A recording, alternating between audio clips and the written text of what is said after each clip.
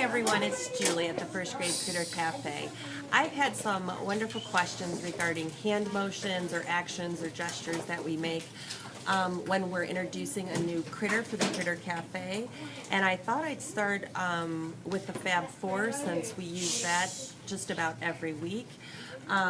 We begin the Fab Four with Paula the Predictor. So here's Paula the Peacock. And to make good predictions, she has a crystal ball. And I got this at the Dollar Tree in their little dollar bins, and this is a lot of fun at the beginning.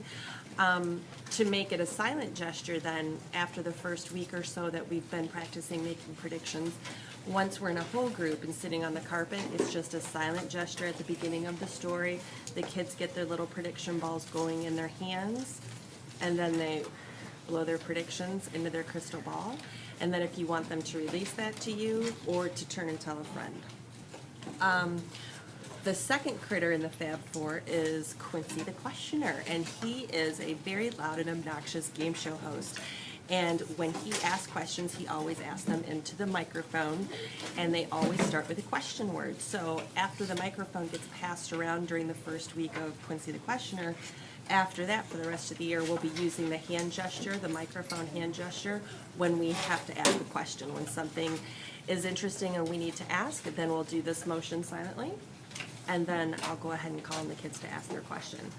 The third critter that's part of the Fab Four is Clara the Clarifier, and here's our little lynx, very beautiful little critter. She likes to clarify things when reading gets confusing, especially right now since we're tuning into interesting words. So as we're reading aloud a story for our shared read-alouds, when something gets confusing, the kids might make this motion of putting on their clarifying glasses, kind of indicating to the rest of us that something just sounded interesting or confusing and they need to go back and clarify to make sure that it makes sense when they're reading. And then our last critter, here is Sammy the Summarizer. He's our little cowboy horse, and we kind of get a little Texas twang going. When we get ready for this one, we put on our cowboy hat, very stylish, and then you see the silent gesture of the big lasso going around the kid's head. This is just a quick silent gesture at the end of a story. They need to round up the main idea, and usually we'll pass the book around, and without opening it, they'll have to sit there and kind of retell the story in their own words, and then we'll pass the cowboy hat or pass the lasso to somebody else that wants to add more to that summary. After the Fab Four has a really strong foundation, we have other really popular critters like Meerkat the Connector, making connections when you're reading, and that's just simply taking your two fingers and going like this.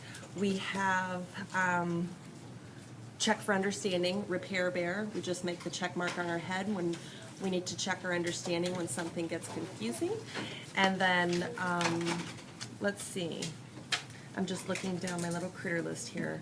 We did the owl, compare and contrast, CC the cow, things that are alike, things that are different. We kind of make the motion of a Venn diagram with our hands coming together to form what's the same in both stories. So that's just like a silent gesture, things that are alike, things that are different. Main idea, text features, others purpose. A lot of these, I'm just leaving them up to the kids. So to make them kind of feel like they're included with some of the choices that we make, a lot of them I'll let them decide.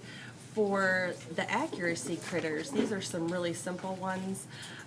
Looking carefully at letters and words, eagle eye, and Flippy the Vower, or Flippy the Dolphin, just kind of making that dolphin gesture coming up and out of the water, flip the bow. Let's see, oh, lips fish, of course we make fish lips. Chunky the Sock Monkey is karate chopping his words as they need to hunk and chunk or chunk their words, looking for word parts that they know. Skip the word and then hop back for Skippy Frog. A lot of these would just kind of the gesture kind of would make sense with whatever the focus is for each of these critters. So for like stretcher snake, sliding through the word, stretching it out, and then going back and putting it all together. I think the other two that are really popular is cross-checking cheetah. Cross-checking cheetah is really easy and a lot of fun. We say, does it look right? Does it sound right? Does it make sense? And for a fluency critter, we have Goldie Kitten, and she does good fit books. So we just make the silent gesture of opening a book and giving the thumbs up that it's a good fit. Again, if you, oh, and one more, Turtle Tunes for Expand Vocabulary. That's one we just launched this past week, and the kids and I came up with tuning in. Our ears are tuning in to interesting words. So tune in to interesting words. Again, it's super easy to get the kids' input and then just kind of throw a quick action that would make sense with each of the critters. They've changed. I haven't made an official list only because each class is a little bit different and they keep making better ideas. So maybe by the end of the year I'll have a list actually on paper, but I just wanted to share with you the Fab Four and some of our other popular critters. So thank you, and have a great week.